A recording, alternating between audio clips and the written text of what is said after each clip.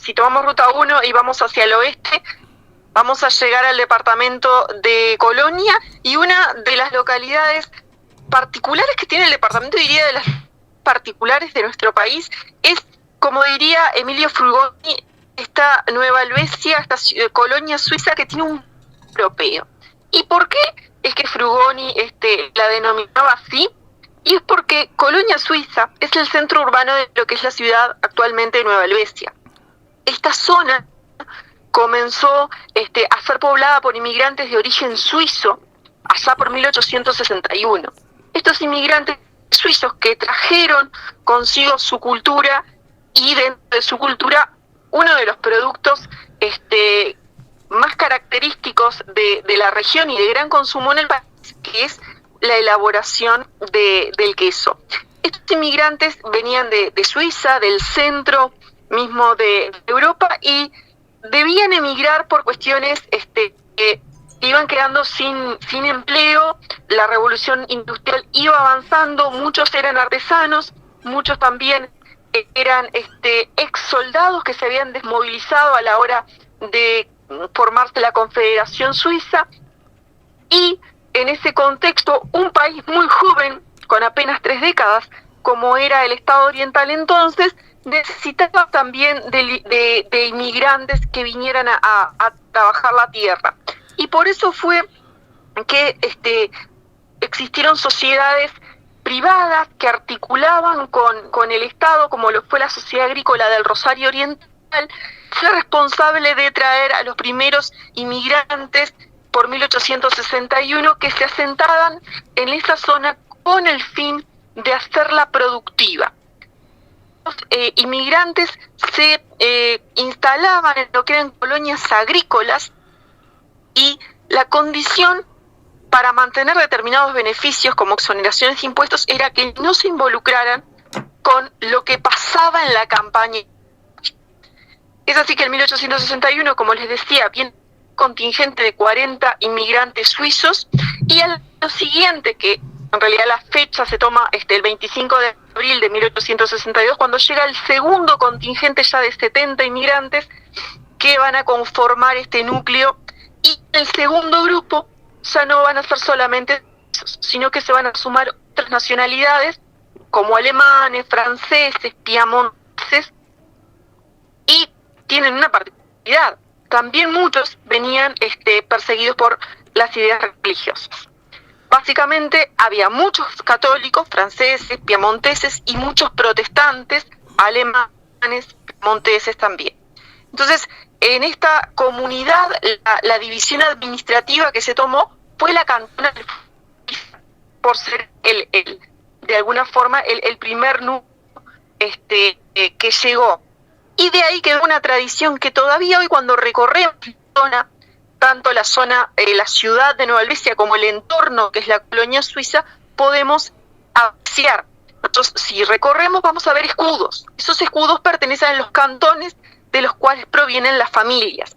Esta tradición se extendió y hoy tenemos hasta escudos vascos, o símbolos vascos también como identificación. Es uno de los pocos lugares del país donde los inmigrantes tomaron su escudo de su cantón, de su provincia, para indicar que esa casa venía de ese lugar, y después se extendió la costumbre en el siglo XIX y en la primera parte del siglo XX de que otras nacionalidades que no formaban parte de ese núcleo inicial también lo hicieran. El funcionamiento de esta colonia, como dijimos, justamente la condición era no mezclarse con lo que pasaba. Más, hubo un caso, se mezclaron, con la revolución de Venancio Flores, bueno, tuvieron represalias importantes los colonos que así lo hicieran. El núcleo el objetivo era lograr un lugar donde poder convivir lo más armoniosamente posible, y así lo hacen católicos y protestantes en la primera etapa. Y la división en torno a por qué decimos Nueva Helvecia y por qué decimos colonia suiza, bueno, viene por un tema a discutir, que allá a fines del siglo XIX, por 1894, había que, un grupo tomó la decisión de que se declarara y que de alguna forma se hiciera pueblo, y otro grupo no quería porque perdía las exoneraciones. Entonces ahí quedó como una división entre lo que es la parte urbana, vamos a decir Nueva Albesia, donde también el elemento criollo y otros inmigrantes españoles, italianos que llegaron, se fueron mezclando mucho más con un entorno rural o semi-rural actualmente, que sí es los apellidos más antiguos y los apellidos de tradición protestante. En un momento, hoy si vamos y vemos, hay específicamente dos lugares de culto, el protestante y el católico. En un momento, en el siglo XIX, funcionaron juntos, incluso posteriormente se dividieron, quedaron los dos cultos por separado, y así también los dos cementerios por separado, que son muy interesantes de conocer, en especial porque ya los cementerios, que en algún momento vamos a visitar alguno virtualmente, permiten conocer cómo era esa división social y los apellidos que, por ejemplo, podemos observar en el católico, que podemos observar en el protestante, y eso ya nos va dando la particularidad de cómo esa primitiva núcleo de migración centroeuropea, católico-protestante, como, en un momento junto, pero luego se fue dividiendo, y es muy interesante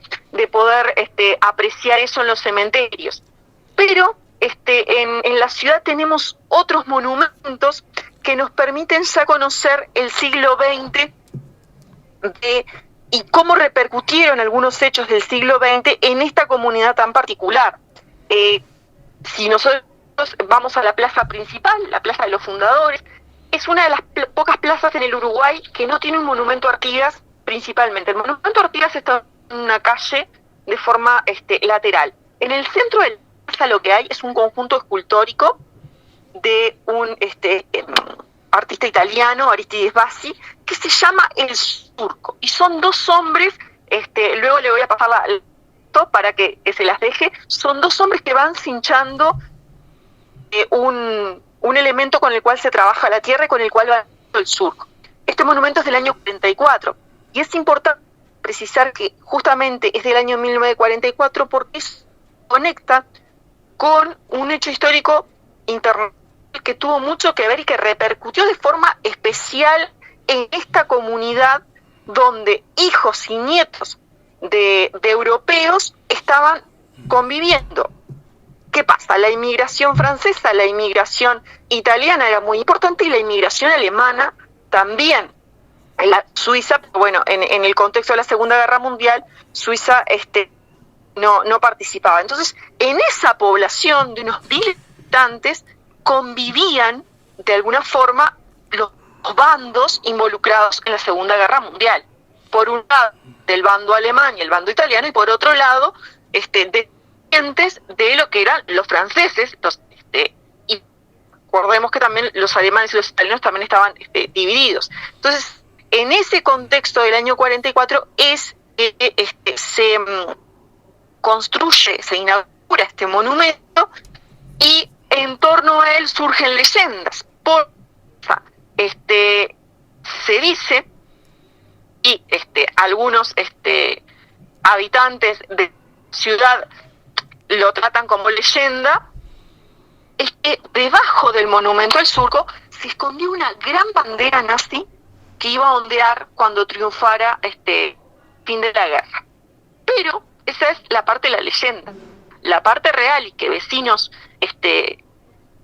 mayores todavía recuerdan, y es que es uno de los lugares donde las banderas del nazifascismo ondeaban, porque había efectivamente dentro de la población gente que simpatizaba con las ideas y gente que no. Entonces, la Segunda Guerra Mundial se veía de una forma muy particular en Nueva York.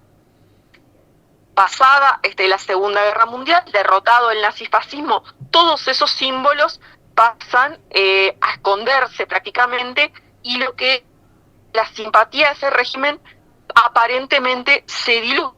¿Y por qué aparentemente? Porque cuando llegan las épocas de fines de los años 60 y 70 en nuestro país, los sentimientos de alguna forma totalitarios vuelven a aflorar, y es donde, incluso en una ciudad donde circulan listas con la identificación de ciudadanos y de vecinos de izquierda, en los cuales, por ejemplo, si tenían un comercio, se incitaba a no comprar en ese comercio porque pertenecía a la ideología que se quería combatir en ese momento. O sea que dentro del marco de la última dictadura previa y dictadura, fue bastante particular la convivencia también en Nueva Helvecia. Y si hablamos justamente de la época de dictadura, uno de los símbolos de la resistencia en ese momento es otro de los monumentos, es dedicado a con otro monumento de los que les quería señalar, y es un monumento muy nuevo que tiene unos 15 años aproximadamente, y es el monumento a Nibia Zabalzagaray, profesora de literatura de la zona, que se la recuerda justamente porque fue una de las fervientes luchadoras por la convivencia, vamos a decir, y por todo lo que tenía que ver con la lucha con la dictadura. Ella fue asesinada por la dictadura, y hace unos 15 años se realizó el monumento y se puso a su nombre. De alguna forma, esos dos monumentos que voy a comentar son parte de esa Nueva Helvecia del siglo XX. Además, en Nueva Helvecia podemos hablar infinidad de temas que muchos de ellos nos pueden llevar incluso a la gastronomía, como les decía al principio. Pero me parecía interesante comenzar a recordar Nueva Helvecia con estos dos monumentos, y para la próxima ya vamos a tomar la ruta nuevamente, y no nos vamos a ir muy lejos de Nueva Helvecia, pero sí a otra localidad. Tiene mucho de historia durante la época de la dictadura, y que ha sido uno de los ejemplos de localidad y de resistencia en nuestra. Y bueno, como preámbulo a todo eso, los quiero dejar con una canción que se llama La Sencillita, de uno de los de Juan Lacaste, que es José Carvajal el Zabalero. Hasta la próxima semana.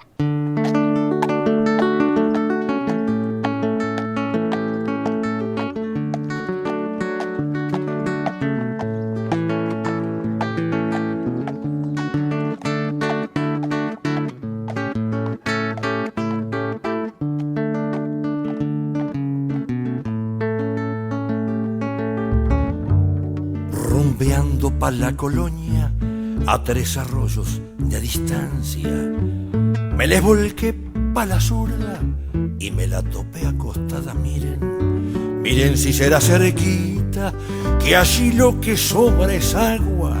No sé si me habrá entendido, yo le hablo de Villa Pancha.